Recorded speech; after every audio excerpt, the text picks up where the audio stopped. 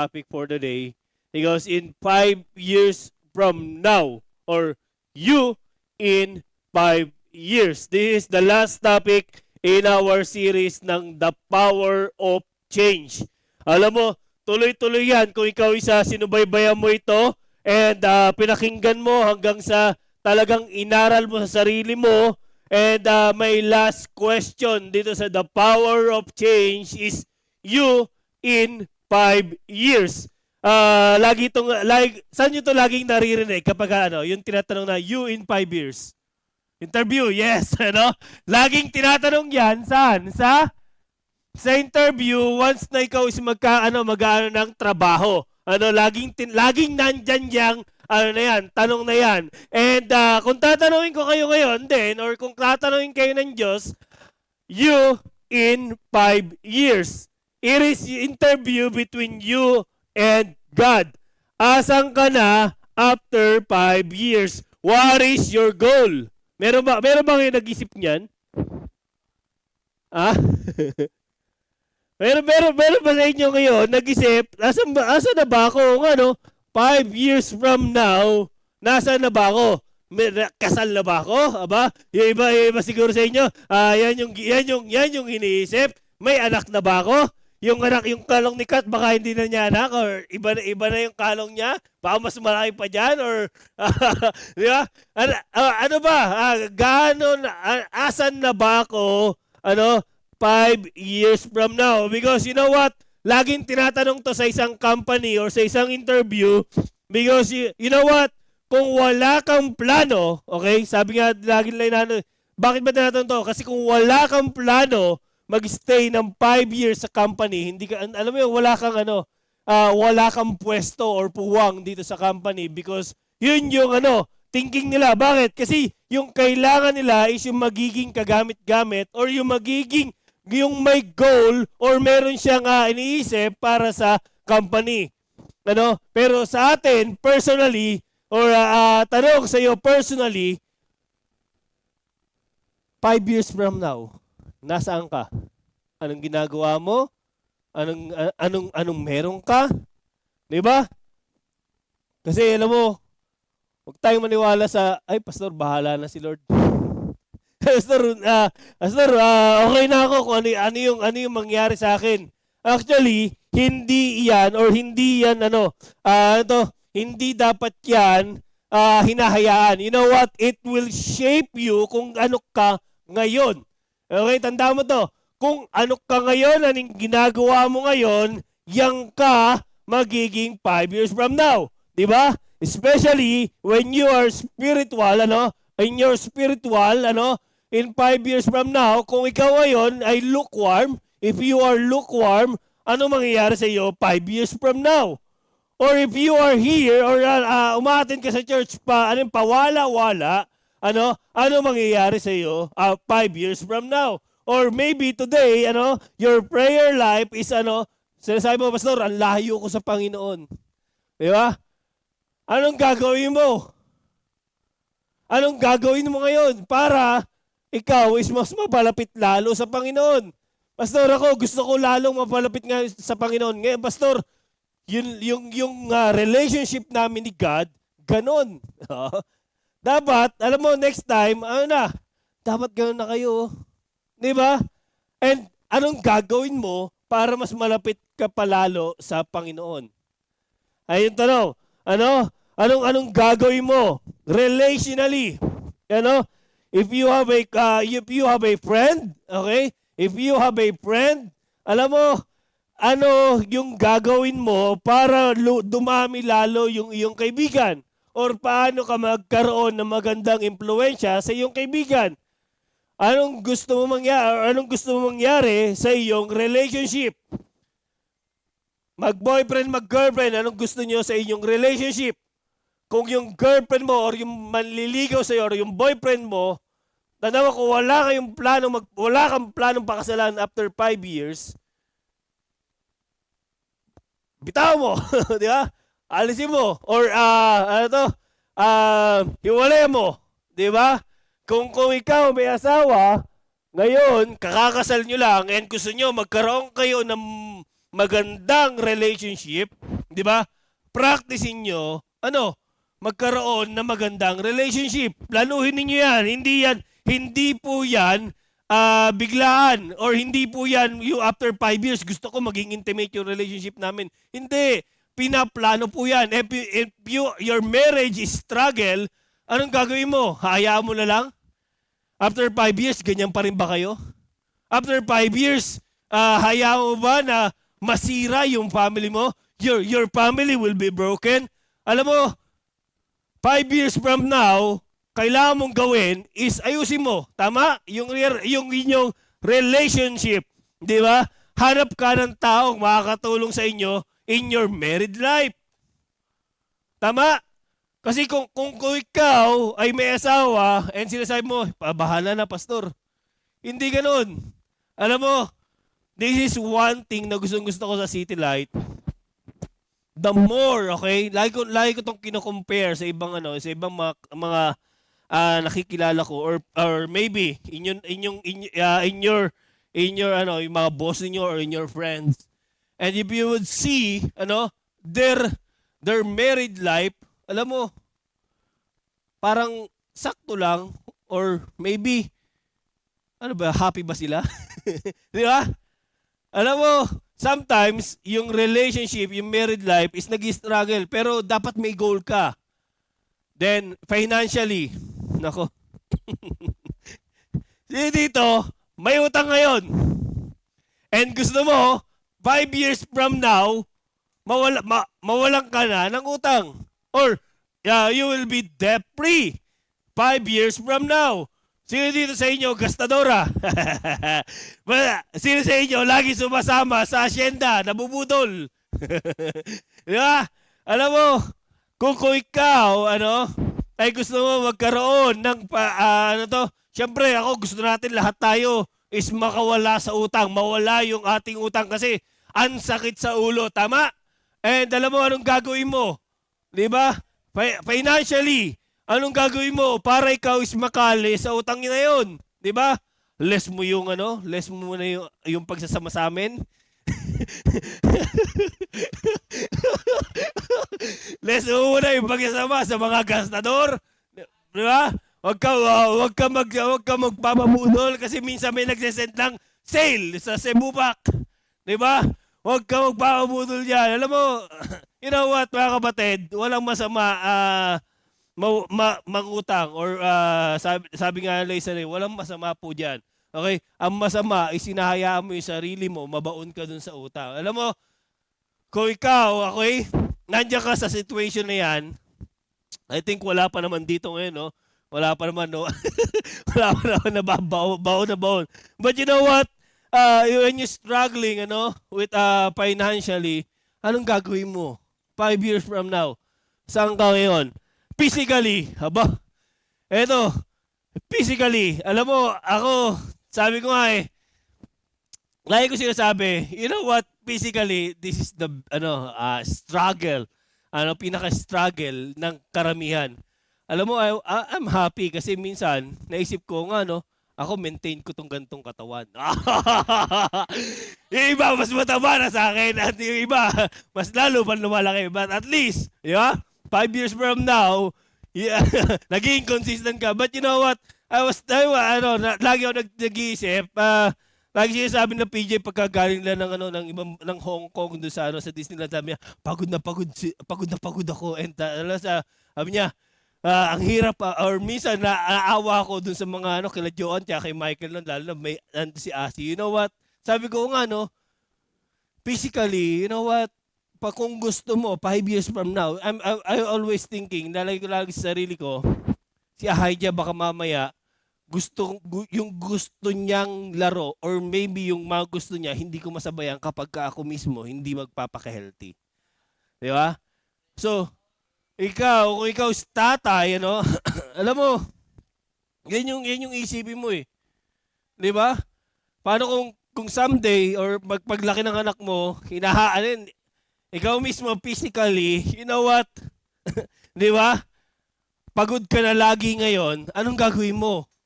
Di ba? Anong gagawin mo para someday, after 5 years from now, ako, Mahirap maghabol pagka may gout ka. Yeah, but you know what? We are always be thankful kasi dapat tama ngayon pa lang isipin mo na 'yan. Ngayon pa lang tignan mo na 'yung sarili mo, 'di ba? Kung gusto mo or may ginogol ka physically, you know what? Kailangan mong gawin is aralin, hanapin ano yung fit sa iyo, paano ka mas magiging healthy 5 years from now. Think about your life today. Think of your life ngayon, kung nasaan ka. Ano ka ngayon? Tama? Because sabi diyan, kung ano yung bagay na nagko-control sa iyo ngayon, alam mo, ano yung bagay na pinagkakaabalahan mo ngayon, someday, ito yung magiging ikaw. The habits you have today will shape who you become tomorrow. Alam mo kung ano yung ginagawa mo ngayon, ano yung habits mo ngayon, kung ikaw is nagja-jogging, kung ikaw is nag-eating, kung ikaw is palapuyat, kung ikaw is sinasabi mo, Pastor, gusto kong maging healthy, di ba? Pero ikaw isa laging pagod. Alam mo, hindi mo masimula mag-jogging, hindi ka masimula mag-exercise. You know what? Huwag kang mag-expect next year na hindi ka ihingalin. Di ba? So, ibig sabihin, kung ano yung ginagawa mo ngayon, okay? Iyan yung magiging, that will shape you, who you become tomorrow. Tanong ko sa iyo, do you like the direction your habits are taking you?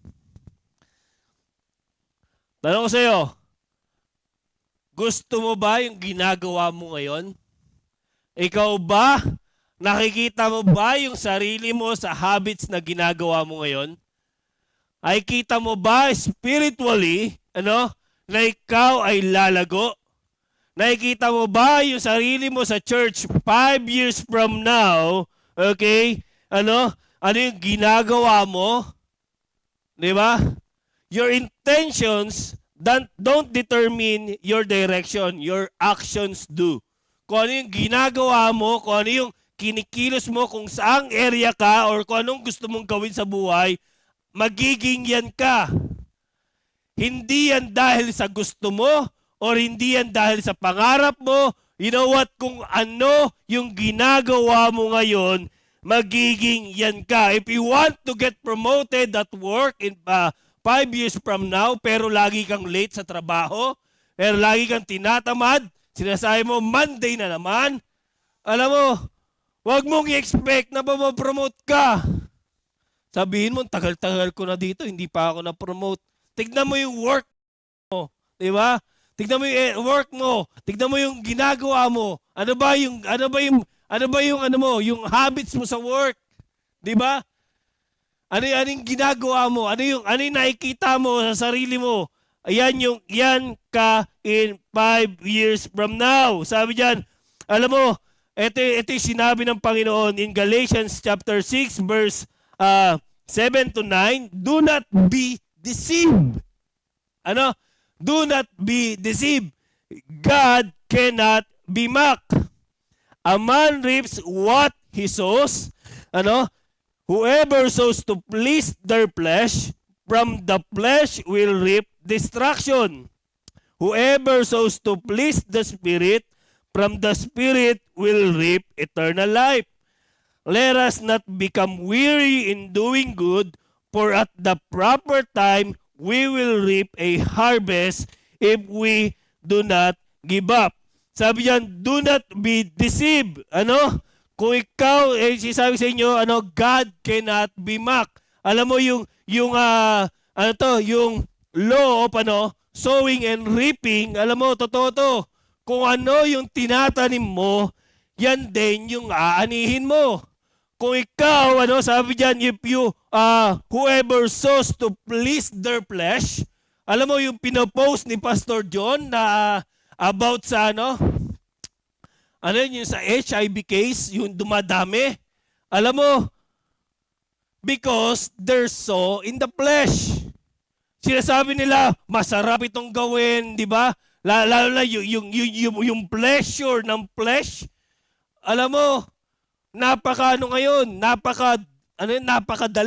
And even, alam mo, ewan ko kung si Kuya Franz kung naka-receive ng ganong sa booking sa Grab, they offer.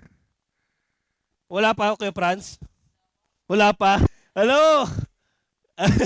Alam mo, ang dami, yung mga ganon, yung mga LGBT, nako, sabihin ko sa inyo, ang daming ganon sa amin, lalo na sa Grab or sa yung mga in-drive. Alam mo, tinitignan kasi nila yung profile, then nag-send silang ganyan. Alam mo, kaya no wonder, tanda mo to ha, ang daming ganyan. Ako, huwag niyo akong tawanan kasi sa totoo lang, ang dami pong ganyan. Kasi, ewan ko lang, syempre, kung ako hindi ako pumapayag, baka yung iba pumapayag. Di ba? Or maybe, kung yung iba nasilaw sa offer, alam mo, aanihin nila yan. And you know what? Anong pinakamasindi? Yung sakit. Di ba? Kung ano yung tinanim mo, ano yung ginagawa mo ngayon, ano yung nagpipid sa iyo sa flesh, sabi diyan, from the flesh will reap destruction. Kaya yung iba, alam mo, nakikita ko, alam mo, papalit-palit ng babae. You know what? Someday, they will reap it. Di ba? Aanihin nila yung ginagawa nila. Someday, alam mo ako, ang daming kalokohan. You know what? Dati, naging lasinggero ko. Inani ko ito. 6 months ako naggamot. Di ba? Nagkaroon ako ng TB. Alam mo, noon wala pa namang colored eh. Hindi pa namang colored noon eh. So, 6 months lang yung gamutan ko. But you know what? Inani ko yun. Bakit? Ang lalaki ng gamot. Alam mo yung dati, naisip ko yung tinatagay kong alak, di ba? Kahit na ang pait-pait, iniinom ko. Tapos, nung tinignan ko yung gamot, ang lalaki, 3 piraso. Hi, Vincent. Nakaka-relate si Vincent eh. 3 piraso, 5 pa ata yun eh. Di ba? Alam mo, ang sakit nun, pagkagising mo sa umaga, wala kang kinain, iinumin mo yon, then after 1 hour ka pa kakain. So, hindi ko alam kung anong may isip nyo kasi pagkagising mo, inom ka ng gamot, kahit na masuka-suka ka, kasi yun eh, every morning, yun po yung pag-inom nun, every morning, sabihin ko sa inyo, ang lalaki ng gamot, then 1 hour ka pa bago kumain. You know what? Aanihin mo. Diba? Aanihin mo yan. Kaya yung ginagawa mo sa katawan mo ngayon, ano yung ginagawa mo para ma-feed mo yung flesh mo, you know what? Aanihin mo yan. Someday. Diba? Kung di ka magkasakit, kung di ka magkasakit, yung physical, maghihina, diba? And sometimes it will lead destruction. Ito yung law of sowing and reaping. Alam mo, hindi natin maloloko ang Diyos. Dahil kung ano yung tinatanim mo ngayon, kung yung tinatanim mo ngayon ay for the flesh, sabihin ko sa inyo, aanihin mo ay for the flesh. Pero kung tinatanim mo ngayon is for the spirit, to please God, alam mo, aanihin mo yan someday. Sabihin sa inyo, ito ay napakabigat kasi madalas ini-ignore natin. Ini-ignore natin na akala natin okay lang. Okay lang, pastor. Okay lang, walang hindi yan or hindi walang mangyayaring masama. You know what? Tandaan mo to.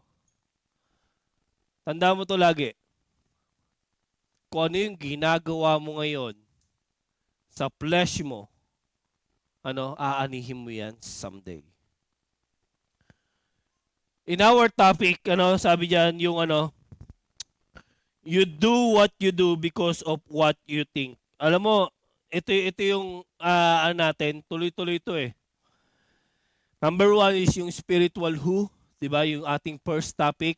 Then spiritual why, spiritual what, and then what not. Alam mo, ito yung what not, yung ano yung pwede mong tanggalin, 'di ba? Then how, you will not try, but you will have what? Training.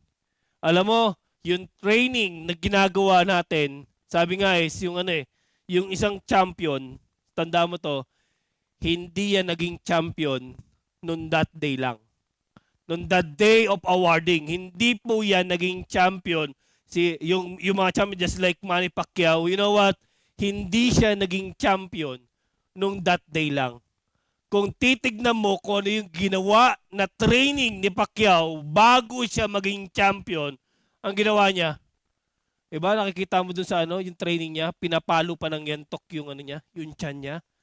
Yung jogging niya is matindi. You know what?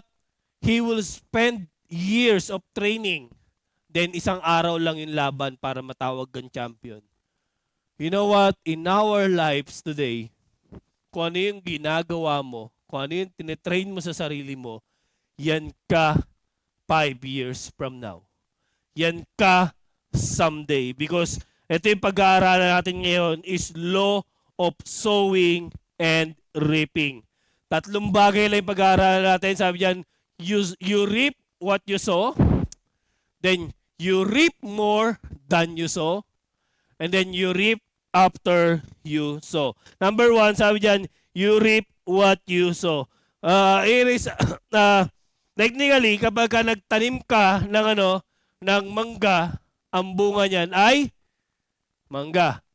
Okay? Maliban na lang kung tinanim mo ay Indian mango, talagang hindi ka mag-expect ng kalabaw na mangga, ha? Kasi baka gusto nag-expect ka. Kasi minsan, di ba, tanim ka ng buto, then akala mo Indian mango, pero nung namunga, kalabaw, you know what? Dapat, kung ano yung tinanim mo, yun din yung expect mong bunga. Okay? So, pagka nagtanim ka ng mansana, so huwag ka mag-expect ng mangga. Pagka nagtanim ka ng kamatis, so huwag ka mag-expect ng talong. You know what? Bakit? Kasi yan po yung inyong aanihin. Kung ano yung iyong tinanim, okay, yan yung aanihin mo. Right now, ano yung ginagawa mong habits, ano yung ginagawa mo para sa sarili mo, yan yung maaani mo someday. Sabi dito ng Hosea chapter 10 verse 13, but you have planted wickedness, you have reaped evil. Handa mo kung pinaplant mo ay kasamaan, okay? Walang ibang babalik sa iyo, okay? Kundi yung kasamaan din. Kung ano yung tinanim mo, okay? Kung ikaw is tinanim mo, puro kasinungalingan, puro kalokohan, you know what? Yan din yung aanihin mo. Huwag ka mag-expect, okay, na kung nagtanim ka ng kasamaan, aani ka ng mabuti. Hindi. Hindi po ganoon ang buhay. Tama? Kung ano yung pinakita mo sa isang tao, yan din yung gagawin sa'yo. Huwag kang mag-expect, okay, na magiging mabuti sa iyo yung isang tao kung kasamaan yung binabato mo. Napaka nito sa atin kasi marami sa atin, alam mo, gumawa ka ng kalokohan, gumawa ka ng attitude, kung anong attitude, you know what? Yan yung aanihin mo. Sabi diyan, alam mo, in your marriage, sabi diyan, if you planted kung gusto mong masira yung marriage ninyo, if right now, you are planted a lust, if you are planted, okay, with porn, alam mo, your marriage will distract. Alam mo, lagi ko sinasabi sa sarili ko, noon pa man, kung ako, magpa-plant ako ng kalokohan, I will be addicted to porn, I will be addicted to lust. Sabihin ko sa inyo, nung time na yon, nung time na may nag-tempt sa akin, sabihin ko sa inyo, baka I give in. Baka sinira ko na yung marriage ko. Baka madali akong bumigay sa mga temptation. Alam mo, hindi lang LGBT yung mga nag-o-offer sa amin. Si Kuya Franz, maganda to, umaga to eh. Pang-umaga yung biyahe niya eh. Huwag kang magpapanggabi. Kasi alam mo kung bakit?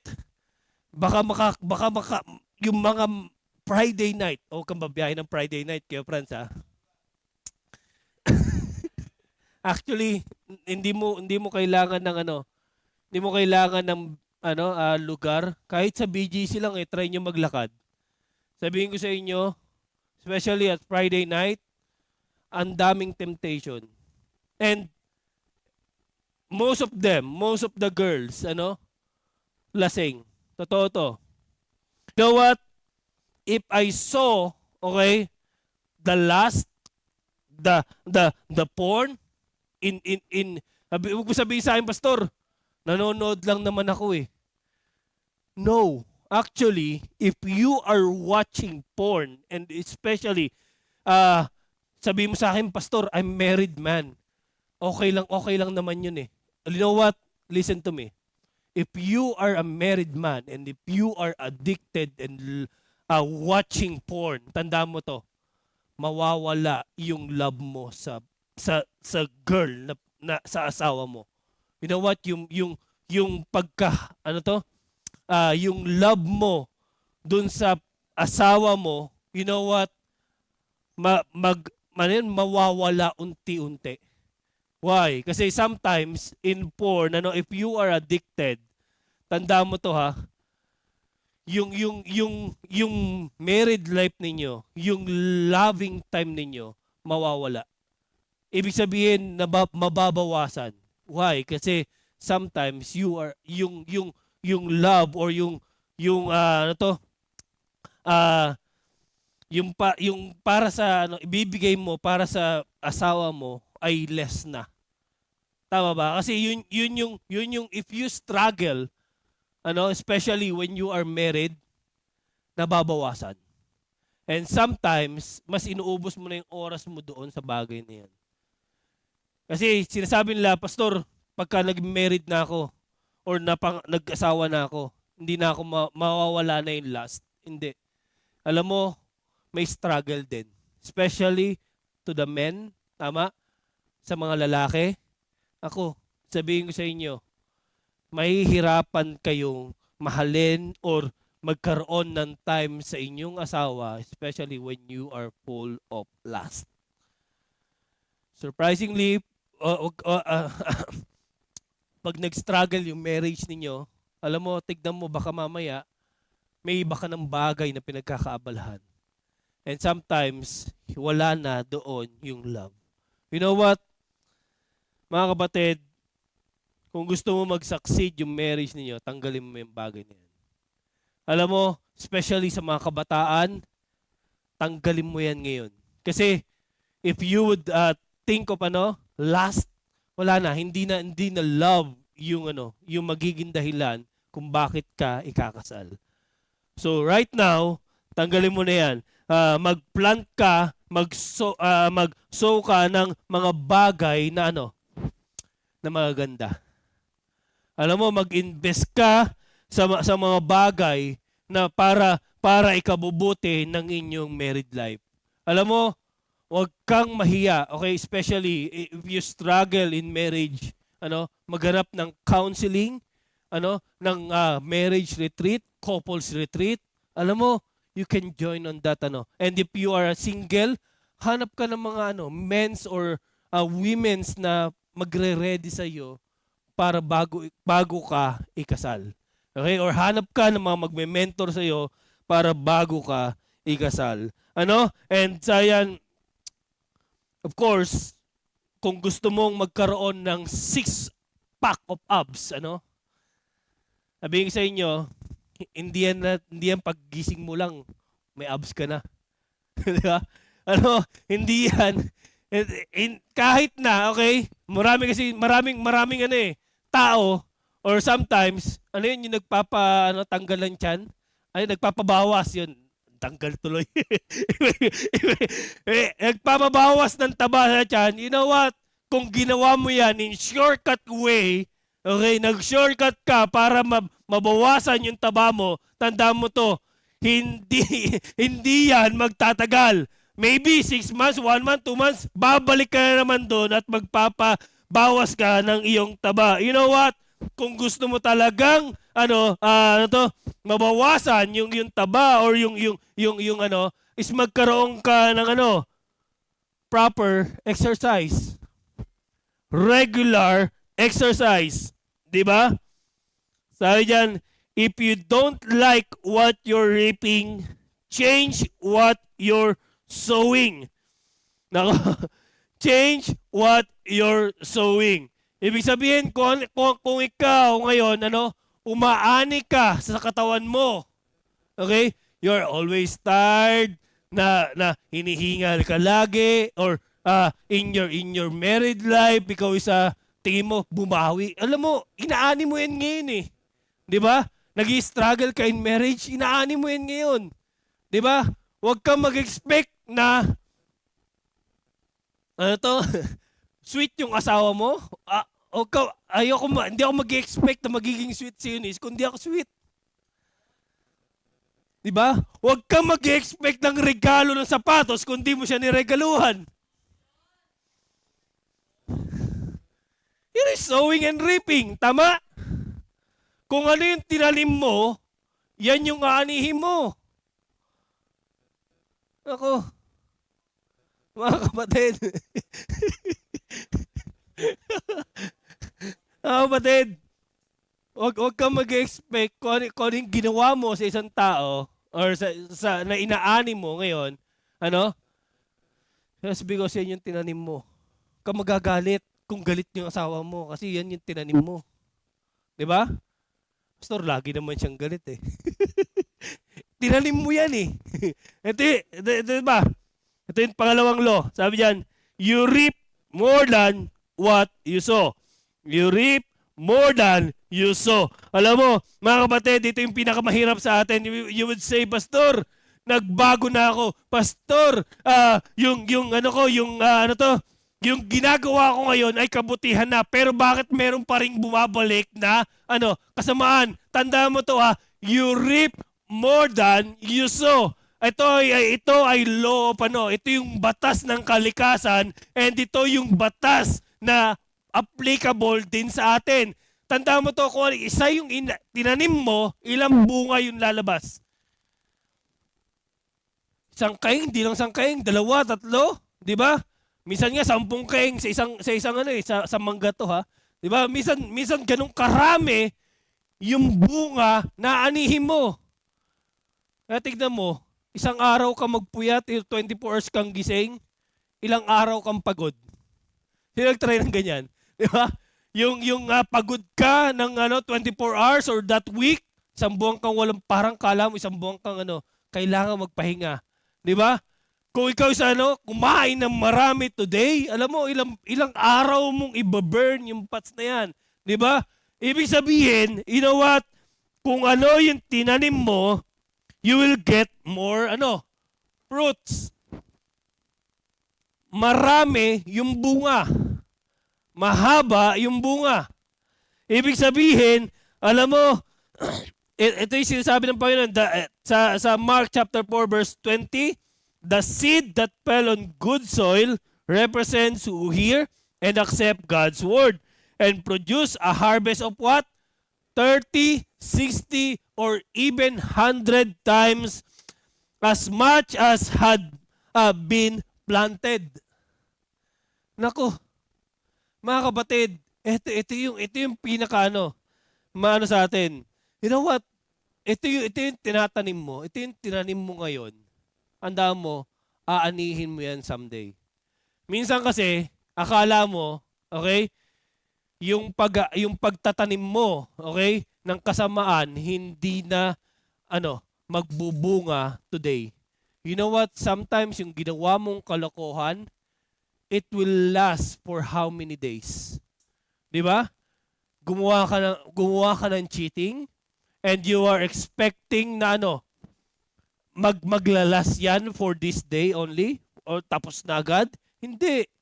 you know what? It will last for how many years? And actually, hindi lang yan. Yung ibang tao pa naapektuhan. Di ba? Gumawa ka ng kalokohan. You know what? Naku, aani ka ng marami. Nagawa mo ng kasalanan yung asawa mo, magagalit sa iyo yung buong tao. Di ba? Yung mga tao nakapaligid sa inyo. Hindi lang yan yung nagalit sa iyo. Di ba? Ano pa? Gumawa ka ng kalokohan. Nako. Ito yung ano sinasabi nila lagi eh. 'Di ba? Yung mga nagkasakit ng HIV, sinabi yung mga mahilig, sabi nila, pastor, one night stand lang eh. Alam mo, after that day, that time, one night stand na sinasabi nila. Alam mo, inaani mo pagka may sakit yung taong yun. How many days mong gagawin? 'Di ba? Yung one day na pleasure, sabihin ko sa inyo, aani yan ng marami. But always think of this. Siyempre, pag nagtanim ka ng pagmamahal, of course, maraming pagmamahal yung babalik sa'yo. Di ba? If you plant in giving, nako, sabihin ko sa inyo, maraming tao yung tutulong sa iyo.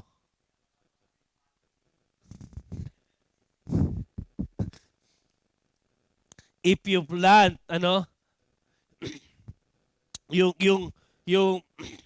yung mga kabutihan, if you plant in discipleship, in small group, in God's word, alam mo, it multiplies. Tama?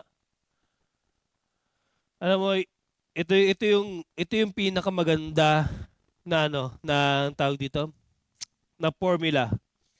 'Di ba? Sabi diyan, yung The Compound Effect by Darren Hardy. Ito yung sinabi niya, smart choices plus consistency plus time is equals to radical difference. Alam mo, mga kapatid, once na minsan, madalas kasi, nagtatanim tayo ng kabutihan and sinasabi mo, pastor, bakit parang walang effect? Alam mo, continue mo lang. Di ba? Sabi diyan, yung consistency yung pinakamahirap gawin. Kasi marami sa atin, ganito, you know what, I would example sa in a church, merong isang tao or isang Kristiyano, lagi ito nangyayari sa atin eh. You know what? Nauna na sa church, pero laging late, minsan tamad pa, minsan di nagpa-practice, especially in music. And then, alam mo, versus yung guy na maaga, lagi, mapapansin nila kay AJ yan, tsaka sa music, di ba? Maaga lagi, nakasmile, ready. And then, alam mo, gawin mo yan araw-araw. Di ba? Gawin mo yan weekly. You know what? Someday, hindi mo makikita ngayon kasi yung consistency yung pinakamahirap. Every day, every practice, laging late. Di ba? You compare dun sa every practice, laging maaga. You know what? Makikita mo yung radical difference. And sometimes, marami sa atin kasi, hindi mo pwedeng, lagi ito, even in basketball, lagi ko sinasabi sa Islam, you know what, today magaling ka. Pero kung hindi ka nagpa-practice, hindi ka magjo-join sa drills, alam mo, compare mo dun sa isang bata na hindi ganun kagaling pero masipag, you know what? Baka mas maungusan mo yan someday. Alam mo, dati, yan yung naging yan yung naging tawag dito. Sa basketball noon, sabi ko nga, hindi ako ganun katangkad, hindi ako magaling. Hindi ako ganun ka-shooter katulad ni Kuya Franz. Hindi ako magaling mag-dribble katulad ni Brian. Hindi ako pero alam mo, dati lagi ko sinasabi, consistent lang ako. Alam nila Peter yan, may mas magaling pa sa akin doon sa team namin sa Slam. Marami mga galing, pero alam mo, dati ang pinakalamang ko sa kanila, nagja-jogging ako everyday. Kaya nung nag-join kami ng nag-start kami ng ng Slam dati noon. Ewan ko kung sino yung mga nayaya ko mag-jogging dito lagi. Sila Prince, lagi ko naman niyayaya yun eh. Si Nathan, hindi ko to nakita sa jogging noon. Sila Bander, sila JP. Si James, di ba, nagpicture pa tayo nandun sa yung Chameleon. Kasi, habit ko yun noon eh. Ewan ko lang ngayon. Pero, oo, jogging tas diretso McDo. Pero dati yun dati yun. Hindi ngayon. Noon, ganun yung nagiging routine ko. And sabi ko nga mas naging mas naungusan ko or napasama ako doon sa mga galing. Kasi nga, tinatrain ko yung sarili ko eh. Di ba? Yung consistency, mga kapatid, yan yung magbibigay sa'yo ng radical change. Alam mo, yung consistency, yung lagi mong ginagawa, yan yung magiging mo. Oh, di ba nag-amen si si Seb. Di ba? The key is consistent. Alam mo, marami sa atin magagaling, matatalino. Pero you know what? I-compare mo yan sa masisipag at consistent. Tandaan mo, someday mas maangat ang kanila. Because you know what? The key is always consistency. Kung hindi ka consistent sa ginagawa mo ngayon, kung hindi ka consistent sa pagtatanim ng mabuti para sa sarili mo, you know what? You will harvest more. Haharbisin mo yung ginagawa mo. 'Di ba? Kung ano ka ngayon, ano yung ginagawa mo ngayon, mga kapatid, sabihin ko sa iyo, yan yung mangyayari sa iyo. 'Di ba? Yan yung goal mo, 'di ba? Gusto mo maging magkaroon pa ng impact yung pagiging married life ninyo. You know what? Consistent mo lang yung pagiging mas sweet, 'di ba? Pagiging caring sa asawa mo, 'di ba? Para ikaw is magkaroon ng magandang marriage life. And if you want financial debt free, 'di ba? Alam mo, consistent mo lang yung ginagawa mo para ikaw ay yung pagtitipid, yung pagbabayad ng tamang oras, yung ginagawa mo para ikaw is magkaroon ng debt free. Alam mo, mga kapatid, consistency is the key, 'di ba? Not what you do occasionally, do consistently. Don't you like what you're reaping? Change what you're sowing. Number 3, sabi diyan, you reap after you sow. You reap after you sow. Mga kapatid, marami sa atin ganito. Once na tayo is nagtatanim ng isang bagay, nagtanim ka ng kabutihan, ito ang problema sa atin. Ito ang problema sa karamihan. You do good, and then what? Expect in return. Agad. Parang ganito, isang beses ka lang nag-jogging, ang gusto mo agad, 6 packs. Di ba? Isang beses ka lang nag-gym, ang gusto mo agad, gumanda yung katawan mo. Di ba? Isang beses ka lang nag-My Day, tapos sabi agad, uy, gym goals. Alam mo, you should, kung gusto mo talaga na gumanda yung katawan mo, tanda mo to, huwag ka dun sa daily. Doon ka sa 1 year. Ano to? 1 year ka yung 1 year na payment, yung annual payment ng gym. Katulad ni, alam mo, membership. Yan. 1 year, 2 years, 3 years. Kasi, tanda mo, nag-gym ka lang isang beses, anong gusto mo? Pumayat ka na kagad? Diba? Lumaki na kagad yung tiyan mo. Para sinabihan ka lang na, ito yun lagi ko nakikita sa gym eh. Kung sino pa yung inconsistent sa gym, siya pa yung flex ng flex. Ganun agad may kasama ako niyan dati. Parang halos ilang araw lang siya nag-gym, isang beses lang ata sa isang linggo. And in-expect mo agad lalaki yung katawan mo. Hindi. Di ba? Mag-enroll ka ng 1 year sa gym. Kung gusto mo talagang body goals, gym goals. Di ba? At kung ikaw, is gusto mo, pumayat talaga, nag-diet ka lang isang beses. Tingin mo na sarili mo, payat ka na? Hindi. Di ba? Ganon din sa atin. Ganon din sa atin. Alam mo, kapag ka minsan gumagawa ka ng, ito yung problema sa atin eh. Minsan gumawa ka ng kabutihan, minsan change mo yung ugali mo. Minsan, gumawa ka lang ng isang maliit na kabutihan, gusto mo agad, umani ka agad. Sabi diyan, our lives are sums of total of a small decisions we make. We don't judge the success of the day by the harvest we reap, but the seeds we sow.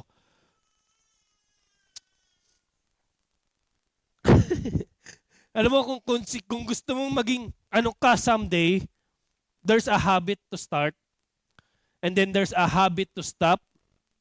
There is a training. Training. Every day, di ba? Lagi mong tinetrain yung sarili mo. Di ba? Para gusto mong lumakas, gusto mong gumaling. Ako dati gusto kong, maging okay akong speaker, di ba?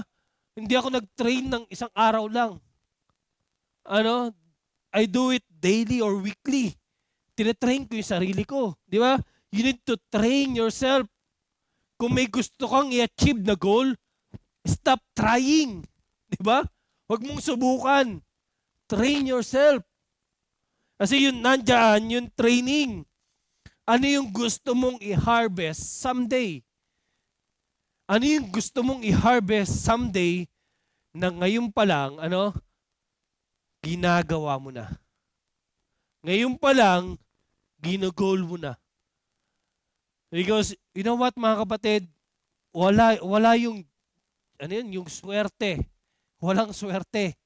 Alam mo, pag dumating sa iyo yung swerte at hindi ka handa, mamalasing ka. It will bring yung dilubyo sa buhay mo. You know what, mga kapatid? Yung gusto mong anihin today or someday in your life, it takes a hard work. Sabihin sa inyo, takes a hard work. Gusto mo yung bagay na to na ma-achieve, gusto mo ma-promote, takes hard work, a lot of work. Gusto mong gumaling sa music, takes a lot of training. Gusto mong gumaling sa slam, sa basketball, it takes a lot of training. I-implement namin sa slam, you know what, hindi lang sa training na to kayo magte-training. Bibigyan namin sila ng assignment. Kasi, what if wala na dyan yung trainer mo? Wala na dyan yung tumitingin sa'yo?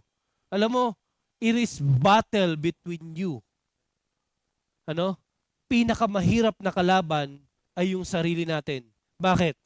Kasi minsan, in our goal, sometimes, tinatamaan tayo ng discouragement. Nawawalan tayo ng pag-asa. Nare-realign tayo. Nawawala tayo sa proper, training kung nasan tayo. Nawawala yung ating discipline. Nawawala yung ating sacrifice. You know what, mga kapatid? Just be faithful. Kung ano yung ginagawa mo ngayon na gusto mong ma-achieve, tuloy mo lang. Alam mo, yung pinagpaguran mo, hindi nasasayang. Tandaan mo to, yung pinagpapaguran mo ngayon, hindi yan nasasayang. Ang success ay hindi overnight. Yung tagumpay na nakamit ng isang tao ngayon, hindi yan overnight. It takes a lot of time. It takes a lot of discipline. Diba? Just be consistent. Next week is this week after this service is the start of our prayer and fasting. You know what? This is the best time, para evaluate mo yung sarili mo. Ano ba yung goal mo after 5 years? Ano ka spiritually, relationally, financially, di ba? Asan ka? Especially in church, asan ka? 5 years from now, andiyan ka pa rin ba nakaupo? Andiyan ka pa rin ba nakikinig? Or someday, ikaw ay gagamitin ng Diyos? Alam mo, sabi ng verse ng Galatians chapter 6, verse 9, let us not become weary in doing good, for at the proper time, we will reap a harvest if we do not give up. Mga kapatid, alam ko, yung goal ninyo, yung pangarap ninyo, it is not easy. Hindi yan overnight. Alam mo, you will harvest. Aanihin mo yung mga bagay na yan if you do not give up. Pwede bang tapikin mo yung katabi mo? Alam mo, kung sumuko. May pangarap ka, may gusto ka, after 5 years, mga kapatid, don't give up. Kahit na minsan, okay, mahirap, struggle, don't give up. Diba? Alam mo, isipin mo yung goal mo. Isipin mo yung gusto mong gawin. Isipin mo yung kayang gawin ng Diyos sa'yo. You know what? Sabi ko nga pag-pray din natin itong church, City Light. Alam mo, I always think, ano na ba ang City Light after 5 years from now? Same pa rin ba? Dumami? O nagkaanak na si Sheena? Next year agad. Sabi ni Nicole. You know what? Mga kapatid, just have a goal. Sama nyo rin itong City Light. Yung ministry, yung barangay, yung mga ministry natin sa school, nako. Pag-pray ninyo kasi 3 school yung hawakan natin. And today, nung nag-meeting kami last week sa round table, nahihirapan na si Kuya AJ kasi daming mga discipleship at grow group and na dumarating. Especially hindi pa dumarating yung bagong student, baka maubos na yung buhok ni AJ. Kasi AJ, tumataas na rin yung hairline ni AJ. Bata pa yan, pero tumataas na Baka na-stress. Baka na-stress. You know what? Hindi, totoo. Kasi, ang daming pwedeng hawakan na discipleship. Daming pwedeng hawakan na grow group. At least one. Yun lang yung sinasabi namin lagi. At least one na pwede mong i-disciple at pwede mong hawakan. Tama? If we do not give up, we will harvest those things. Can we pray?